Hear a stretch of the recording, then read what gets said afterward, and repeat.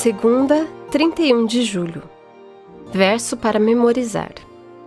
Ora, àquele que é poderoso para fazer infinitamente mais do que tudo o que pedimos ou pensamos, conforme o seu poder que opera em nós, a ele seja a glória na Igreja e em Cristo Jesus por todas as gerações, para todos sempre. Amém. Efésios 3, 20 e 21. O antigo mistério do Evangelho. Ouça Efésios 3, 1 a 6. Por essa razão eu, Paulo, o prisioneiro de Cristo Jesus, por amor de vocês, os gentios, se é que vocês ouviram falar a respeito da dispensação da graça de Deus, a mim confiada em favor de vocês, pois, segundo uma revelação, me foi dado a conhecer o mistério, conforme escrevi há pouco resumidamente. Ao lerem o que escrevi, poderão entender a minha compreensão do mistério de Cristo, o qual, em outras gerações, não foi dado a conhecer aos filhos dos homens, como agora foi revelado aos seus santos apóstolos e profetas pelo Espírito. O mistério é que os gentios são co-herdeiros, membros do mesmo corpo e coparticipantes da promessa em Cristo Jesus por meio do Evangelho. Pergunta 2. Que mistério foi confiado a Paulo? Ao estudar Efésios 3, 1 a 6, observe o seguinte. Primeiro, Paulo escreveu essa parte da carta especificamente aos crentes gentios nas igrejas lares de Éfeso. Em segundo lugar, Paulo afirmou ser o destinatário de algo que ele chama de a dispensação da graça de Deus, dada a ele em favor dos gentios.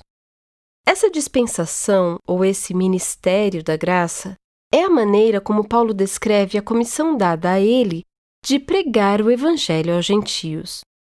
Em terceiro lugar, Paulo afirmou que um mistério lhe fora revelado, um tema sobre o qual já havia escrito na carta, o mistério de Cristo. Paulo não desejava ser considerado como o inventor do Evangelho, mas reivindicava o ministério dado por Deus de proclamar o Evangelho.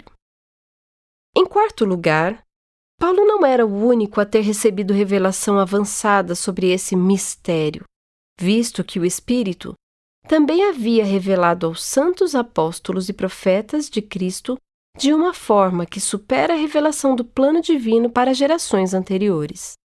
É provável que o termo profetas, aqui, se refira aos que possuíam e exercitavam o dom de profecia nas primeiras igrejas cristãs, em vez dos profetas do Antigo Testamento.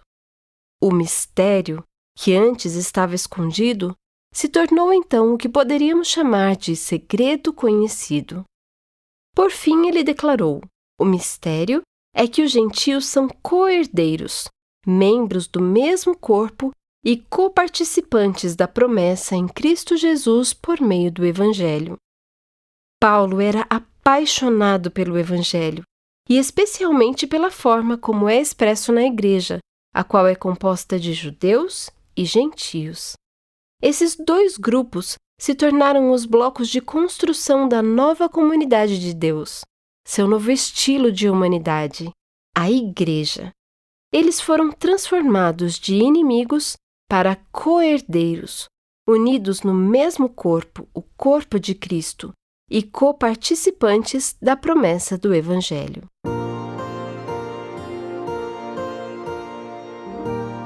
Que atitudes contradizem a inclusão ensinada pelo Evangelho? Como se livrar delas?